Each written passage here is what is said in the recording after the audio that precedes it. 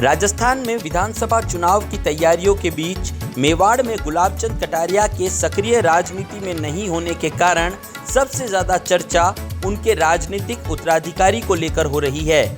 आम से लेकर खास तक यही चर्चा है कि कटारिया की पिछले 4 चुनावों में सियासी ठिकाना रही उदयपुर विधानसभा सीट पर पार्टी किसको मौका देगी।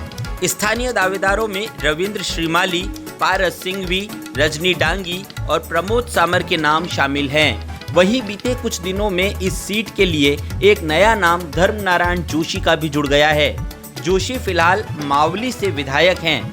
वे एंटी इनकम्बेंसी के चलते मावली को छोड़कर उदयपुर शहर से टिकट पाने के पूरे प्रयास में हैं।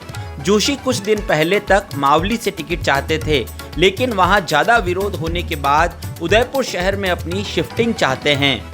जोशी ओम माथुर के करीबी माने जाते हैं। वैसे जोशी का विरोध उदयपुर में भी कम नहीं है। उधर शहर जिलाध्यक्ष रविंद्र श्रीमाली और डिप्टी मेयर पारस सिंघवी का भी दावा मजबूत माना जा रहा है। वहीं रजनी डांगी और प्रमोद सामर भी टिकट पाने की जोर आजमाइश कर रहे हैं।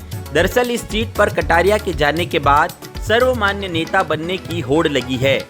कटारिया के करीबी प्रमोद सामर और पारस सिंघवी में पावर सेंटर बनकर हर राजनीतिक निर्णय में दखल अंदाजी और कटारिया की तरह सर्वे सर्वा बनने की कोशिश है।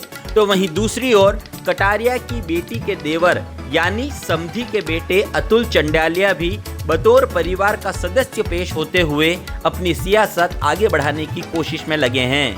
इन सभी नामों के बीच सभापति और यूआईटी चेयरमैन रह चुके रविंद्र श्रीमाली की ईमानदार छवि, लोकप्रियता और आम कार्यकर्ताओं में स्वीकार्यता अधिक होने से उनका नाम भी दावेदारों में सबसे प्रबल है।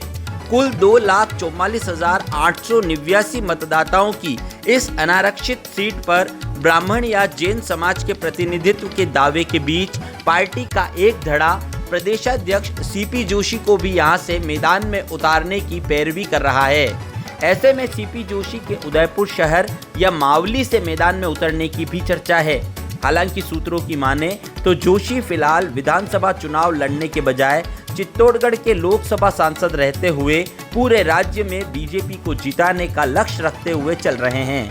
इसके अलावा मेवाड़ के पूर्व राजघराने के सदस्य लक्षराज सिंह मेवाड़ के नाम को लेकर भी चर्चाएं तेज हैं। हालांकि उनकी स्थानीय राजपूत ठिकानों में और स्थानीय कार्यकर्ताओं में स्वीकार्यता बेहद कम होने से पार्टी द्वारा उन्हें मैदान में उतारने की संभावना भी कम है।